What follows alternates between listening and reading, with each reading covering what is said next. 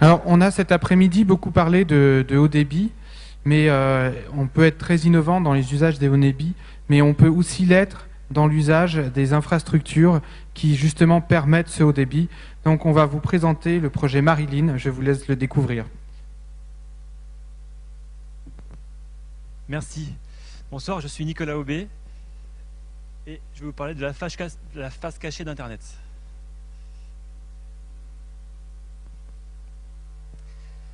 Donc c'est le projet Marilyn. C'est un projet de data center, de centre informatique écologique.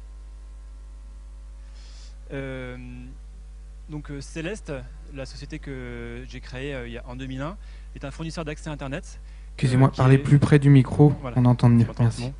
Donc qui est un fournisseur d'accès Internet qui équipe des entreprises, notamment en Seine-et-Marne, mais aussi partout en France.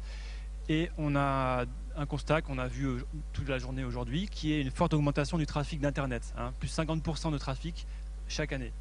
Mais on a aussi un autre constat, c'est que les besoins de stockage des données des entreprises sont aussi en forte augmentation. Voilà, on a un projet d'entreprise en général qui est une entreprise, on essaie d'être une entreprise citoyenne, c'est-à-dire de réfléchir à des choses simples qui permettent de réduire notre emprise sur la planète. Et donc, c'est comme ça qu'est né le projet Marilyn. Internet consomme beaucoup d'énergie. Je pense qu'aujourd'hui, ça commence à émerger ce sujet-là. Il n'est pas encore vraiment d'actualité, mais je pense qu'il va l'être bientôt. Internet consomme énormément d'énergie. C'est pas virtuel Internet. Internet, ça existe. Ce sont des machines qui sont situées dans des centres informatiques à l'autre bout de la planète ou chez nous et qui consomment beaucoup d'énergie. Internet consommerait 2% d'énergie du monde, en tout cas dans le CDE, et ça augmente et c'est en forte croissance. Et dans quelques années, les rejets de CO2 liés à l'industrie d'Internet seront équivalents aux rejets de CO2 de l'industrie aéronautique, un lieu prédestiné. Enfin, donc c'est équivalent à la pollution du trafic aérien mondial. Pourquoi Internet consomme trop? En fait, il y a une raison, enfin il y a plusieurs raisons, mais la raison principale, c'est les data centers, les centres informatiques, donc les endroits où on stocke les machines, consomment trop d'énergie. Bon, ça c'est un peu technique, mais en fait, on voit que une grosse partie de l'énergie est gaspillée, notamment à cause du refroidissement.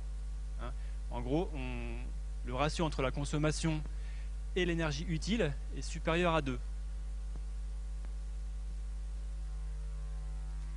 Donc on a conçu ce projet qui s'appelle Marilyn, qui est un projet de data center, donc centre informatique vertical, dans lequel en fait les machines sont situées dans une tour et on fait passer de l'air frais, de l'air extérieur, de l'air ambiant à travers les étages, ce qui va permettre de refroidir les machines.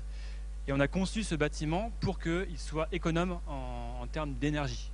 Donc on voit ici des colonnes d'air froid qui montent et des colonnes d'air chaud qui sont soit recyclées, soit qui vont être évacués.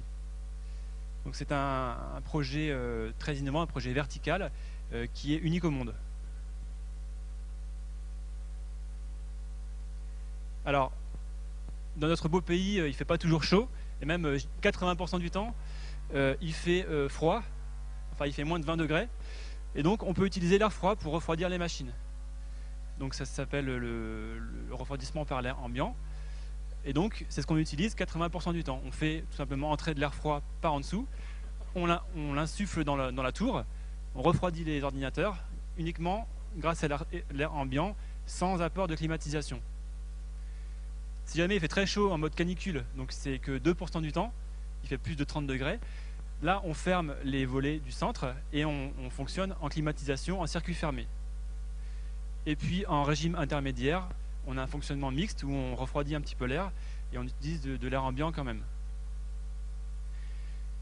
Et donc,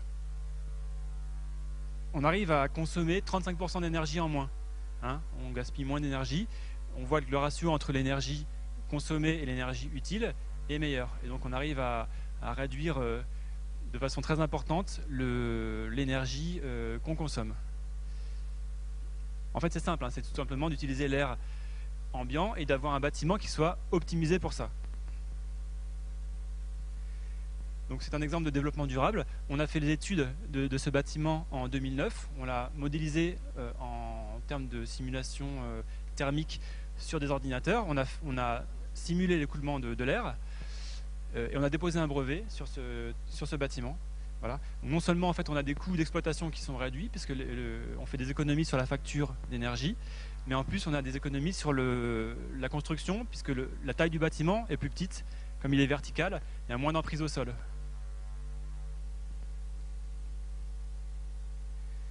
Donc on construit ce bâtiment aujourd'hui à Marne-la-Vallée, cité Descartes, donc à Champs-sur-Marne. Si vous passez sur l'autoroute A4, vous avez un chantier à gauche en allant vers la province.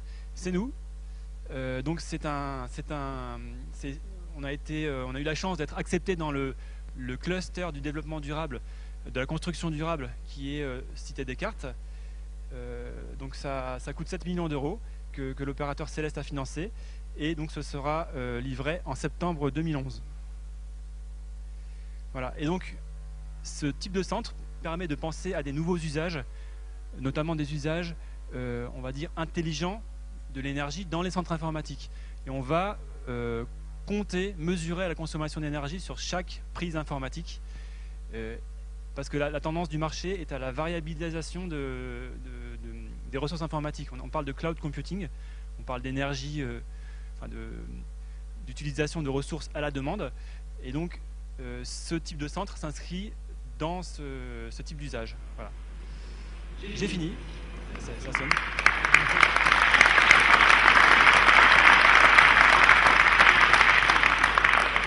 Merci. Alors en quoi est-ce que le Carrefour peut vous être utile ce soir? Eh bien en fait, on cherche des clients déjà, parce qu'on a ouvert les pré-réservations pour notre centre. Et puis on cherche des partenaires pour aller plus loin sur d'autres territoires. On a déjà été sollicité par d'autres territoires en France pour ouvrir des centres informatiques comme celui-là. Donc on ne pourra pas le faire tout seul, il faut qu'on ait des partenaires financiers pour la France et éventuellement pour l'international aussi. Bien, merci bien.